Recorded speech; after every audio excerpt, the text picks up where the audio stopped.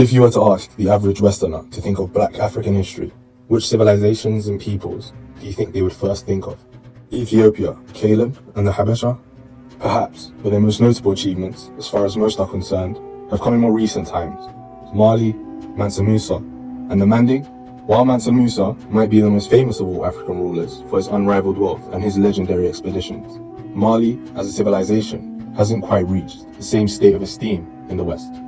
I'd argue that no Black African people group, nor Black African civilization has reached the levels of notoriety that Nubians and Nubia have garnered, from mentions in the most popular book in history, to the renowned militaristic achievements known to those in the history sphere, to the endless references in pop culture. No Black African people group has ever been as present in the Western psyche. Naturally, with all of their acclaim and historical relevance, people from all corners of the continent and beyond have rushed to claim these achievements as their own. In the little time I spent researching for this video, I came across people claiming that Nubians weren't black, but Bedouins, a surprising number saying that they were instead of Bantu descent, with the Bantu Ohaimat being an ancient Kemet, and others still telling me that they were Batwa Pygmies from Central Africa. As expected of a topic with this much controversy and with so many wildly varying opinions, there isn't a straightforward answer. To answer the question, first it would be best to define what is meant by ancient Nubians. Much like Ethiopia and Ethiopians, the meaning of Nubians and what constituted their lands has changed much over the course of history. Currently, in the ethno-taxonomical sense, Nubian will be designated for use when describing members of the Nubian ethno-linguistic groups of Sudan and Egypt. In ancient times, it was used to identify all people lying to the direct south of Egypt. In the name of convenience and for reasons I'll expand on later, in this video, ancient Nubians will be used to describe peoples contained within the 1st and 6th cataracts of the Nile, east of the Libyan desert and Darfur, and west of the eastern desert and the Medjay, before the 5th century CE and after the 5th millennium BCE.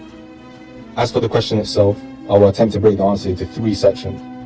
First, depictions of Nubians, both their own and others, and comparing them to modern populations.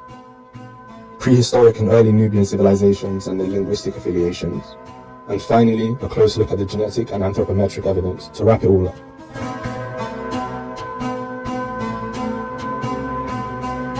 More than ever, accurate representation in popular media is a hot topic. Whether it be another blockbuster period movie set in Africa, or just a DLC to a grand strategy game, people will always appreciate realism, and especially so when the media in question is meant to represent you and your people. Sadly, modern Sudanese groups aren't afforded the same privilege when it comes to their history. For the vast majority of media production companies, as far as Nubia is concerned, any person from the subcontinent will do. The more African looking, the better. Expectedly, these pieces don't come out looking very Sudanese or Nubian. Not only is this harmful to the product, but it plays on the notion that modern Sudanese, especially riverine populations, aren't indigenous, but are Arab invaders from an Islamic era conquest, a belief likely owed to their more ambiguous, mixed look compared to other Africans. Through use of ancient depictions, we will come to find that this, of course, is not true, and people resembling modern Sudanese populations in Nubia have existed for as long as Nubian civilization itself has existed. If you dig beyond the surface of Nubian art, you will quickly find that there is no one Nubian look. This makes sense historically, as Nubia never did comprise of one sole ethnic group. Depictions of ancient Nubians can be broken down into 2 very grossly generalized phenotypes: hornoroid and niloted. The hornoroid phenotype is defined by a lack of prognathism and, in general, more grey cell features, and is what modern Nubians would overwhelmingly be categorized as.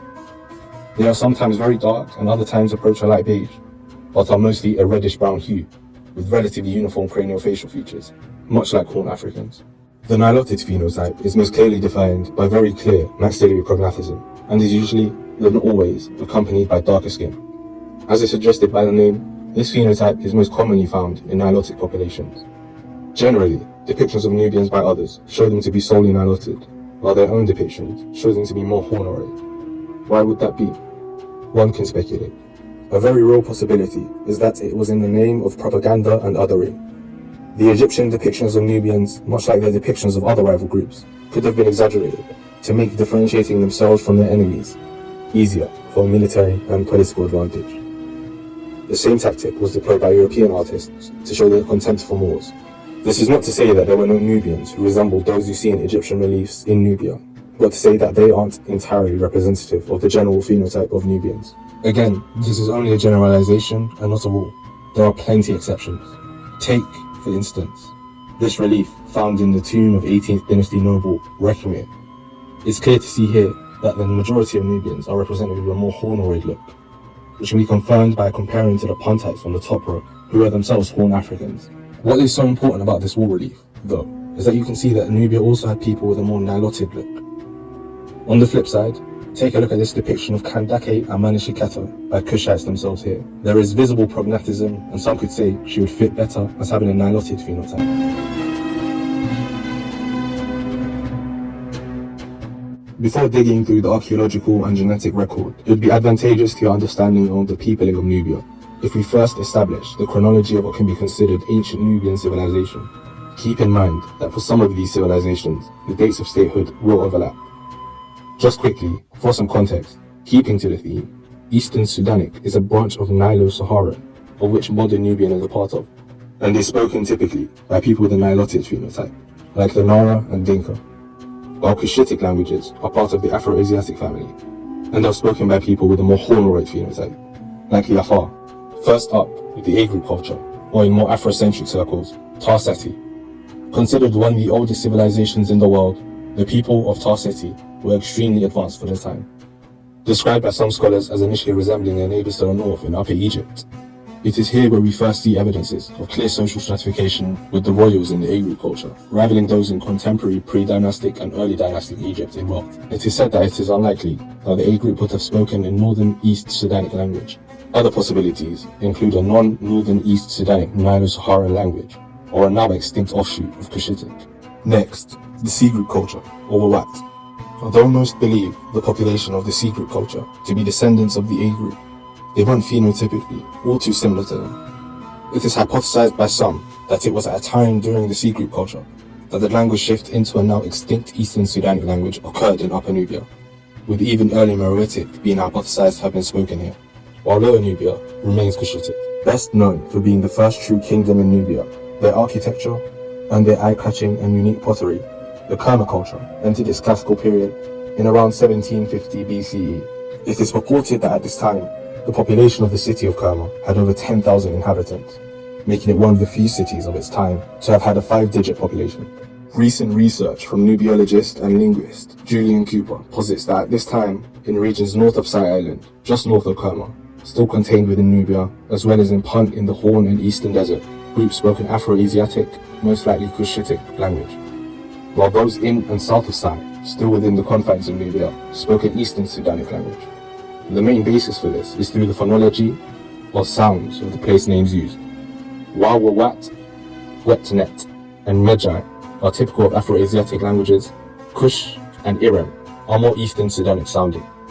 Most would say that Nubian civilization hit its peak during the Kingdom of Kush. It is under this powerful kingdom that, for the first time, Egypt fell to Nubian rule. Kush is also likely the most well-known of all Nubian entities, with mentions of both state and ruler in the Old Testament of the Bible. From at least 300 BCE, Meroitic was the official language of the state, with the script used still yet to be deciphered.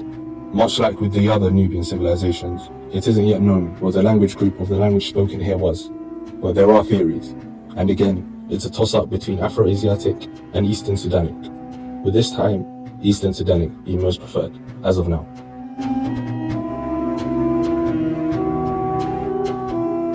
Sticking to the Nilotic versus Hornoroid dichotomy, to best establish contemporary existing phenotypes in ancient Nubia, we need to know how to differentiate between them on a plot. Mostly due to West Eurasian admixture in Hornoroid populations, on craniometric plots, Hornoroid populations tend to cluster closer to non-sub-Saharan African groups than they do sub-Saharan African groups, while at other times, they act as intermediaries. Take for instance this canonical plot. Here, it's evident that the Horner population, in Somalis, plots pretty closely to Egyptians, and is very divergent from sub-Saharan African groups in Ashanti and Dogon. The most important thing to note is that Hornoroid populations tend to cluster far from phenotypically sub-Saharan African groups. The best way to visualize this difference is through this here craniometric analysis plot of Afro-Asiatic, Niger-Congo, Nilo-Saharan, and Khoisan populations. It's clearer here than ever that Afro-Asiatics, like Horn Africans, are craniometrically very divergent from other sub-Saharan Africans, and it's also clear here that Nilo-Saharans, like Nilots, cluster firmly within the sub-Saharan African grouping. Just to get the general point across, I'll be referring mostly to a study on biological continuity in Nubia from the Mesolithic to the Meroitic era, for a time span of over 11,000 years. What this study finds is that ancient Nubians, in general, aren't very divergent from one another, while the Mesolithic group were extremely craniofacially disparate from the rest. This is not what you would expect if they shifted at any point from Nilotic to Hornoid, or vice versa in their history. You would expect, instead, that they were likely majorly one of the two phenotypes, while the Mesolithic group could represent another population with a history in the general area. Other evidence indeed vindicates this supposition. If you were paying close attention to some of the plots on the screen earlier, you would have seen that not only were modern populations plotted, but ancient ones too. In this one, many Nubian groups are plotted, and what you quickly find out upon inspection of the two circled clusters in Sub-Saharan African and European is that these groups, with the exception to the X group, who themselves are too late to be considered ancient Nubians via parameters set earlier in the video, cluster in between the two groups with modern Hornoid populations like the Somali and Oromo. Another visual to demonstrate this is this one here, where Somalis were intermediaries. On this one, as expected, the two Nubian populations are close to one another, and like Somalis, they plot in between the general Sub-Saharan African position and the West Asia cluster. We also have good reason to believe that the Mesolithic group could represent a people with a more Nilotic phenotype, even potentially being ancestral or a sister group to the ancestors of modern Nilotes. When we look at the side profile comparison of the skulls of the Mesolithic and the Meroitic era Nubian, as the Mesolithic skull is markedly more prognathous than the Meroitic era skull. Another study that comes to mind is one that focuses on dental affinities and includes the ever-elusive 14,000-year-old Al-Qidai group, found in the outskirts of Khartoum, just south of the Sixth Cataract. If we are to assume, like most, and for good reason, their Jebel Sahavans are ancestral to modern Nilotes, and so their position on this plot is representative of a Niloted, then considering what we know, it's clear that this Al-Qidai group were more Hornoid. More than anything, given the age of this group, I want this find to demonstrate that people who look like modern Nubians are as indigenous to Northeast Africa as anybody else. Now, for genetic data. This is, by far, the surer of the two, being strictly statistical in its essence, but sadly, it is also where we have the least material to refer to. Owing to the harsh climate in the regions of interest and thermal degradation of DNA, sequencing truly ancient DNA from as far back as the A-group culture is a very hard task. As of yet, the oldest relevant sample to be sequenced is one from Kadruka, a city just south of the aforementioned Kerma, from about 2000 BCE. With the question concerning the ancient Nubians, it's only natural we prioritize ancient DNA, but the DNA of modern Nubians can also be of help. Modern Nubians can be modeled as a three-made mix of Horner, Nilotic, and Egyptian, with a roughly 1/3 split for each component. As for DNA of ancient Nubians, we have two samples for which to refer to, and we graveyard the Christian period Nubians on the cusp of the boundaries set early in the video for use, going from most recent to most ancient. First, the Kulubnati Nubians. Though outside of the time range, the sequencing of this group was most useful in quelling the idea that modern Nubians were Islamic era invaders, as they predate Islamic Sudan. This group was excavated from two grave sites, dubbed R and S, with the R grave having thought to have consisted of individuals of higher economic status than the S. As much as the official paper was titled Social Stratification Without Genetic Differentiation, the wide DNA composition of the more affluent gravesite was markedly more Afro-Asiatic than the less affluent grave, with more Eurasian markers. Autosomally, like modern Nubians, they could be modeled as a three-way mix of Horner, Nilotic, and Egyptian, with the pulse of Egyptian ancestry likely occurring around the 2nd to 3rd centuries BCE.